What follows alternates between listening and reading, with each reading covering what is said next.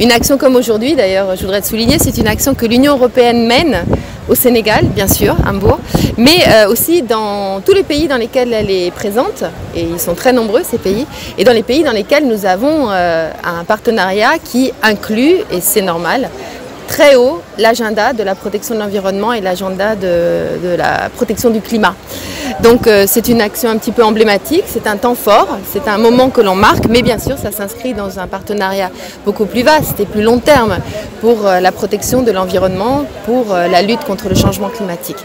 Et ces actions à Mbour sont déroulées dans le cadre d'un programme qui inclut d'ailleurs des communautés et les mairies de toute la Petite Côte, sur toute une série d'actions de renforcement de la sensibilisation, de la capacité des acteurs, des autorités locales, mais aussi en partenariat avec la société civile. L'agenda climat est très haut placé dans l'agenda européen, que nous ne le portons qu'en partenariat très étroit avec nos partenaires, qu'au Sénégal en particulier, nous avons beaucoup d'opportunités puisque cette problématique est aussi portée très haut et fort au niveau politique, au niveau central et au niveau local. Alors la diplomatie climatique, j'espère que je vous le montre, c'est pas que des mots, c'est des actions. La diplomatie climatique, c'est agir sur le terrain, avec les communautés, avec les partenaires, et c'est ce que nous essayons de faire tous les jours. Nous accompagnons le programme de bonne gouvernance écologique dans l'entente intercommunale de la Petite Côte, dont Madame l'ambassadrice a parlé tout à l'heure, depuis bientôt 2 ans. Et donc c'est un programme financé par l'Union européenne qui concerne 5 communes que l'Union européenne nous a accompagnés à constituer en entente intercommunale depuis 2014 et donc l'Union européenne nous a permis aussi de faire le suivi depuis 2017 en capitalisant sur les acquis pour élaborer ce programme. Il ne suffit pas de faire le travail aujourd'hui et de s'arrêter.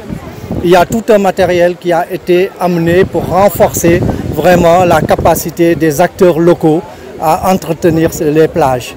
Donc il faut que tout le monde s'implique, toutes les associations, toutes les populations, toutes les communautés s'impliquent. Mais aussi, quelque part, la nature a horreur du vide. Quand on nettoie, on s'en va et que ce n'est pas occupé, les gens vont continuer à jeter les déchets. Et c'est là qu'on proposait pourquoi ne pas mettre en place ce qu'on appelle des éco-boutiques. Ça permettrait par ailleurs de créer des emplois, mais aussi mettre en place un parcours sportif. Vous êtes au courant, il y a des lutteurs, il y a des sportifs qui viennent le soir, qui descendent pour s'entraîner. Avec un bon parcours sportif, les gens vont aussi s'impliquer. Mais un grand travail est nécessaire à mettre en œuvre. Ce travail, c'est la sensibilisation. S'il y a la dégradation du climat, il y a une pollution qui est là, par rapport aux déchets, par rapport aux sonores, par rapport aux voitures, etc. Là, je parle en tant qu'environnementaliste. Là, il y aura un effet sur l'être humain. Donc, à nous de prendre les devants, à nous de dire, aujourd'hui, l'Union européenne est là, nous aide, et à nous maintenant de poursuivre ces actions.